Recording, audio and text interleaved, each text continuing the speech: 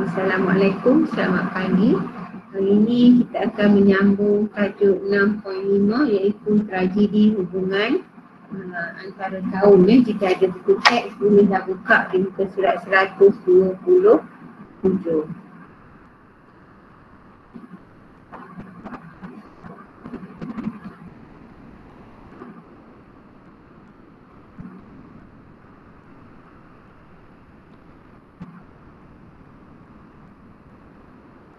Nampak apa sharing?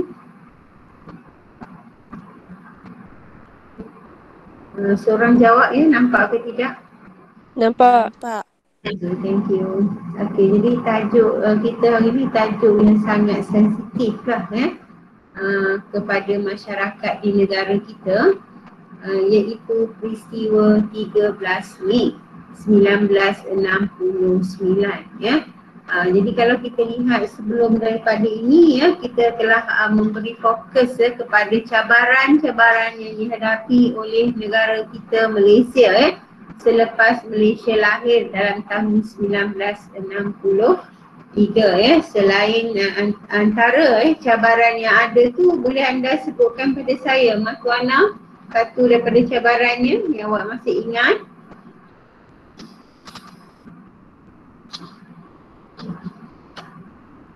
Satu daripada cabaran.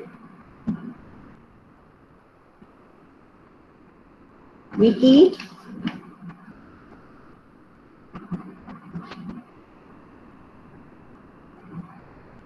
Dania?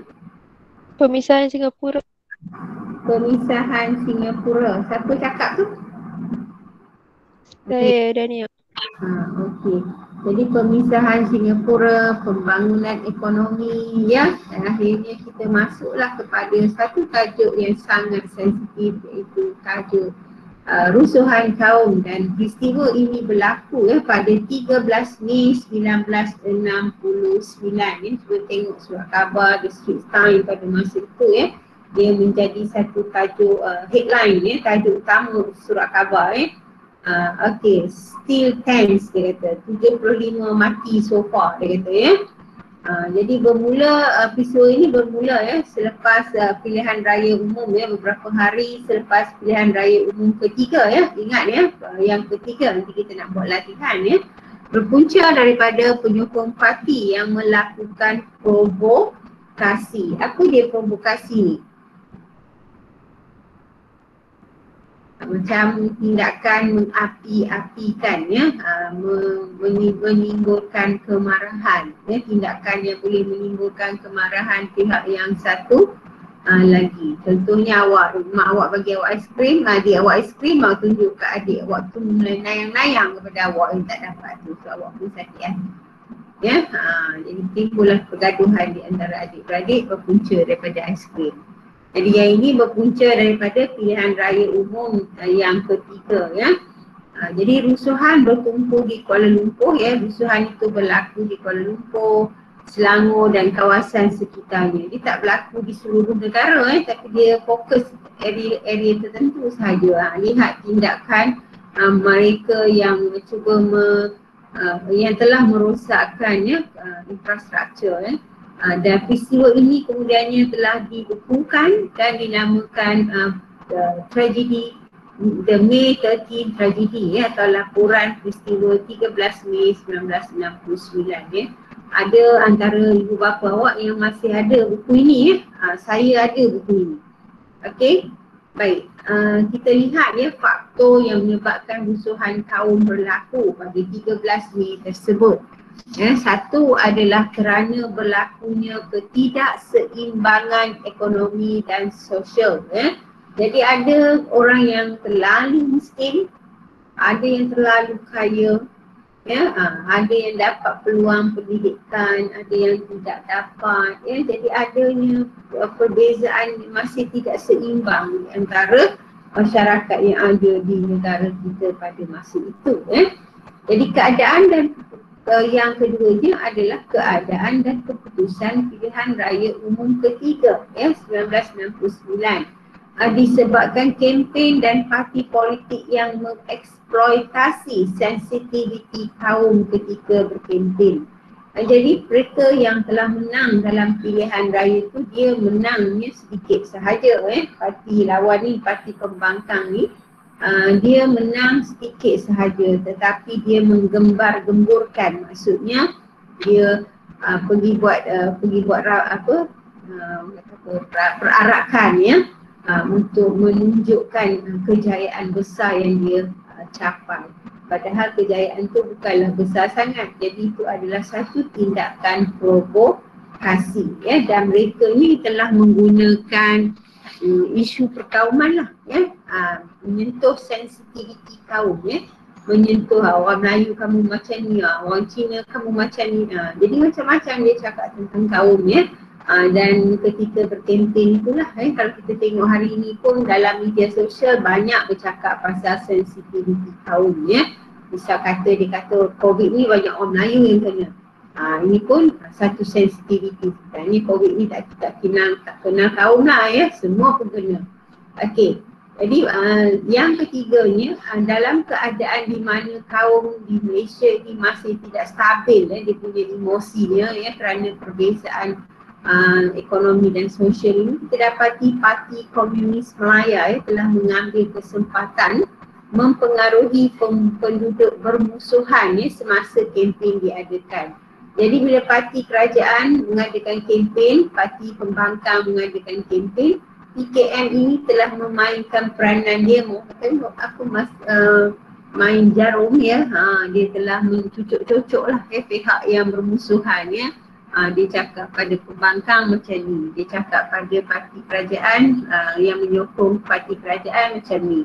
Jadi macam-macam yang berlaku di sini parti yang bertanding menggunakan sentimen perkauman untuk mendapatkan sokongan jadi hari ni tu kalau kita tengok dalam media sosial ada saja yang menggunakan sentimen perkauman dalam masa mereka hendak bertanding macam isu katakan DAP telah menindas agama, macam itulah macam-macam isu yang berkaitan dengan sensitif orang Melayu dan sensitif kaum Cina ataupun kaum India jadi janganlah kita menyentuh isu perkauman ini kerana dia boleh membangkitkan kemarahan baik.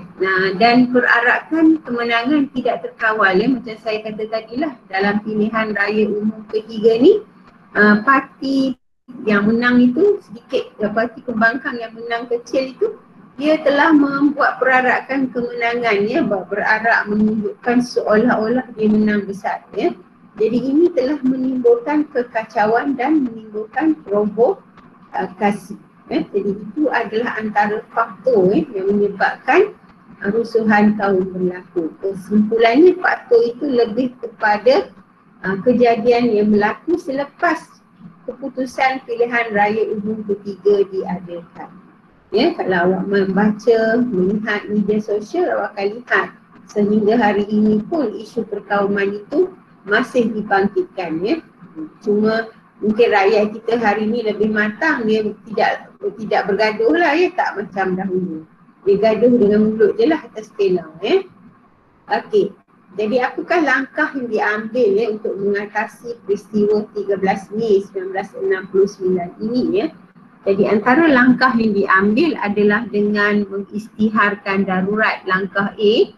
Langkah B adalah menubuhkan Majlis Gerakan Negara atau MAGERAN dan yang ketiga peranan yang dimainkan oleh raja-raja di negara kita Jadi ada 3 peranan atau langkah yang telah diambil untuk mengatasi peristiwa 13 Mei ini. Kita lihat satu per satu. Kita lihat yang pertama dulu iaitu peristiwa darurat baik, hari ini pun kita lihat negara kita telah mengisytiharkan darurat untuk menangani isu COVID di mana parlimen kita telah digantung jadi antara tindakan mengatasi peristiwa 13 Mei 1969 ni adalah satu, perlembagaan juga telah digantung kemudian parlimen telah ditangguhkan saya silap cakap tadi parlimen telah bukan digantung parlimen telah ditangguhkan. Okey, Jadi di sini parlimen, ahli-ahli parlimen tidak dapat mengadakan perbincangan lah ya, dan siapa yang mengambil alih pemerintahan ketika parlimen digantung ialah polis ya. Polis telah menguatkuasakan perintah berkurung. Jadi awak boleh lihat keadaan itu hari ini ya. Boleh lihat sama je hari ini. Cuma hari ini kita dikurung kerana COVID ya. Dulu dikurung kerana peristiwa permusuhan perkauman ya. Tak mahu orang bertemu dan bergaduh semula ya. Jadi kat sini kita tak nak isu COVID ini merebak ya, menular. Okey, orang ramai tidak boleh keluar rumah ya. Itulah keadaan yang berlaku 1969 dulu ya. Dan hari ini berlaku sekali lagi, kita tidak boleh keluar daripada rumah ya. Baik, mangsa rusuhan dipindahkan ke pusat perlindungan ya. Jadi mereka yang jadi mangsa pergaduhan yang cedera ya, yang tak cedera tu dipindahkan ke pusat perlindungan. Macam sekarang juga ya, yang kena COVID tu yang kena dikuarantin. Yang sakit teruk dihantar ke hospital untuk dirawat ya. Sama je, cuma bezanya sedikit yang itu lawan, yang ni tak nampak musuh untuk dilawan ya. Baik, kerajaan memastikan ya bekalan makanan di pusat perlindungan juga mencukupi ya. Jadi bila dihantar mangsa pusat perlindungan ni, mereka tak boleh keluar kan. Jadi kerajaan lah kena memberi bantuan yang mencukupi agar mereka tak mati kelaparan lah ya. Berita media ditapis ya untuk memastikan kesahihannya. Kesahihan ni maksudnya berita tu benar atau tidak ya. Sekarang ni pun kita tengok kita ada satu aplikasi Telegram ya, yang dipanggil Sebenarnya. Siapa ada download ya, dia awak boleh dapat informasi daripada sana ya. Maknanya ada setengah pihak yang kata berita-berita tertentu ya, bertularnya berita tertentu. Nanti awak boleh double check ya, sama ada berita tersebut sahih ataupun tidak, benar ataupun tidak ya.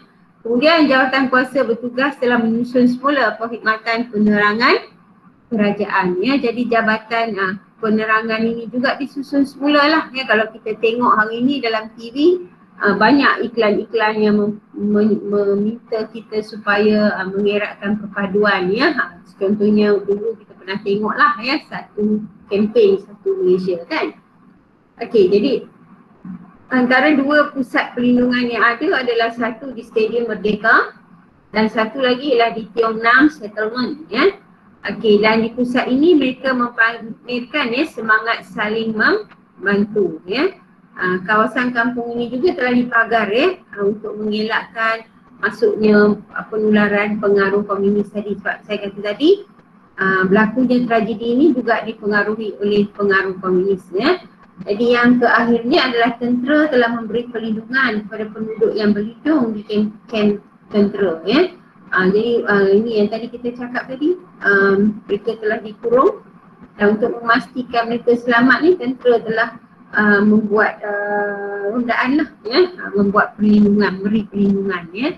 Itu adalah tindakan yang dibuat yang pertama, iaitu tindakan mengisytiharkan darurat ya.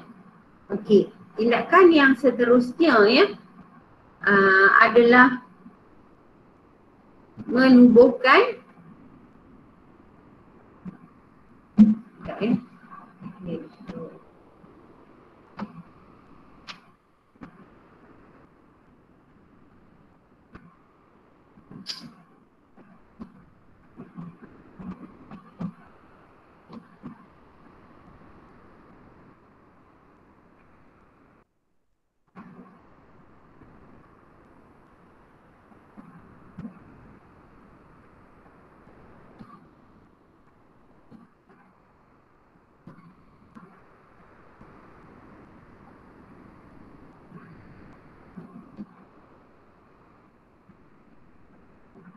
Okey, masih nampak ke sharing?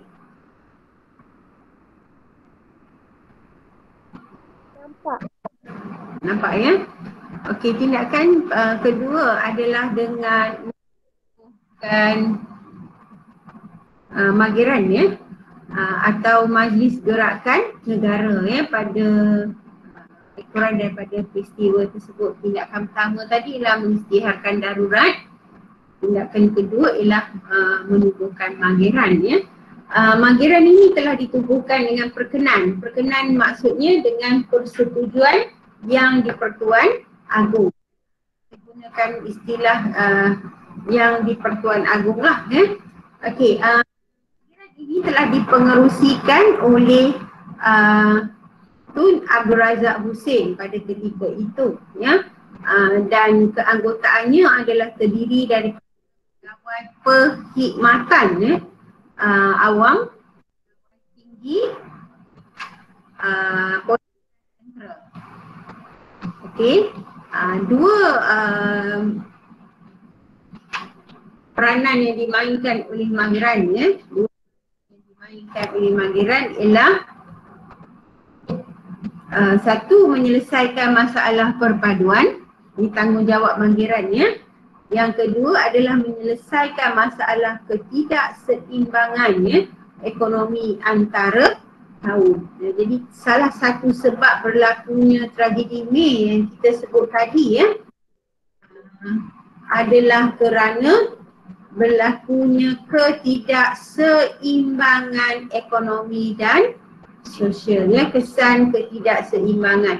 Maksudnya orang Cina dia dikaitkan dengan pekerjaan tertentu, orang Melayu pekerjaan sebagai petani, ya, dan sekolah juga pun sekolah yang berbeza-beza ni, ya.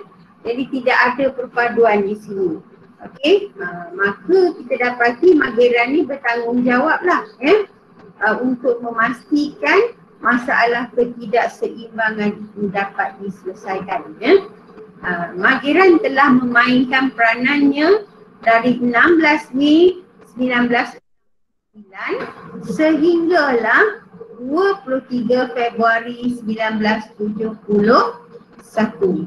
Ya, manggiran memerintah dari masa 69 sehingga 1971.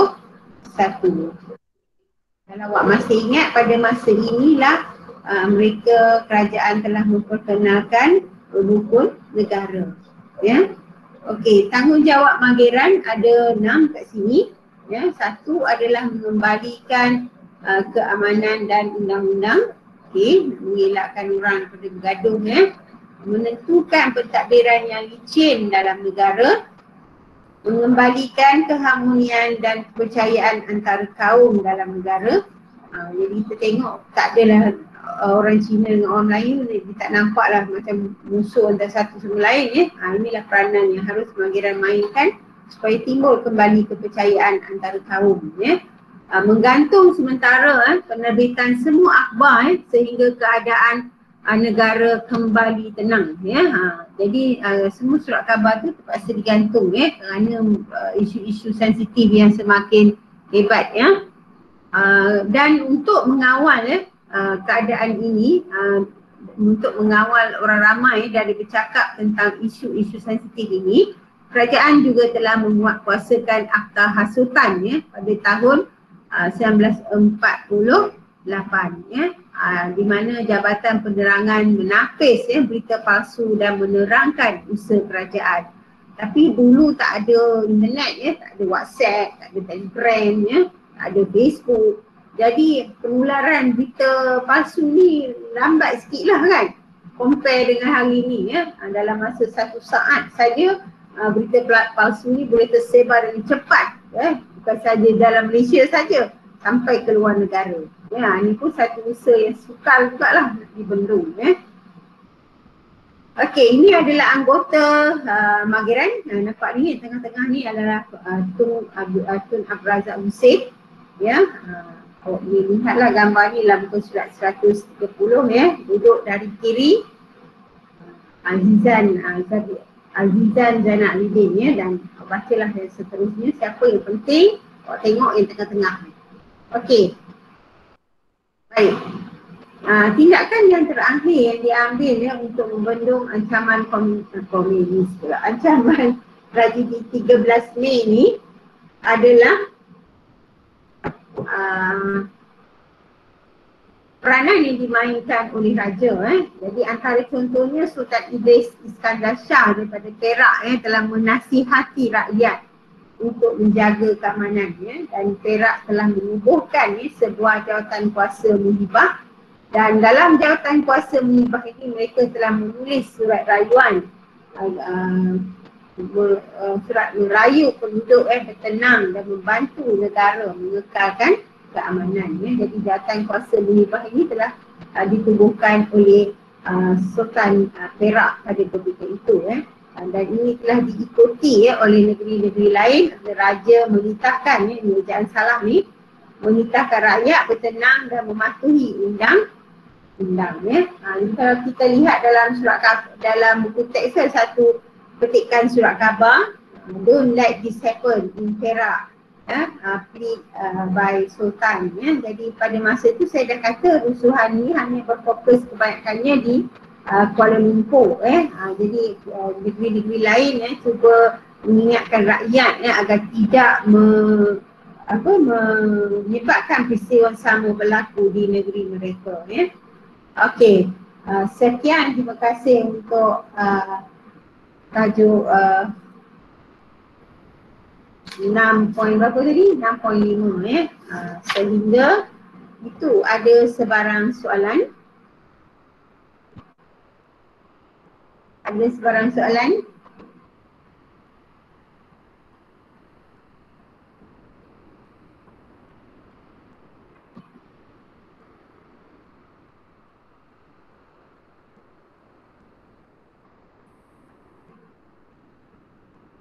Ada soalan tak? Boleh faham ke?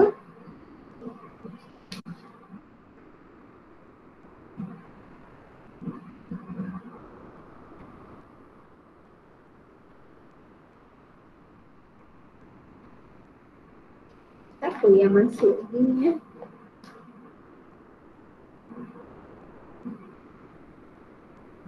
Okey.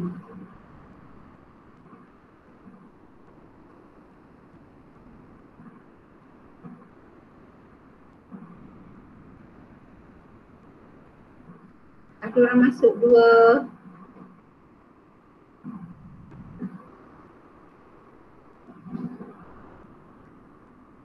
Syafiqah, you baru masuk Syafiqah? Ini Syafiqah?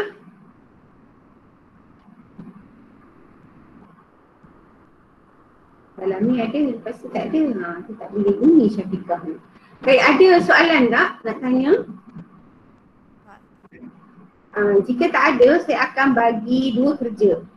Okey, satu kerja tu adalah word wall, buat, kemudian hantar markah. Satu lagi adalah kerja awak kena tulis sikit dalam buku latihan, tulis 6.5 tu, kemudian buat dalam buku latihan ya, dan SS kepada saya. Okey, ada 30 minit lagi untuk awak siapkan ya, saya bagi link tu sekarang. Okey, anda boleh tinggalkan Meet ini untuk menyambung tugasan di dalam buku latihan dan di dalam book wall. Sekian, terima kasih.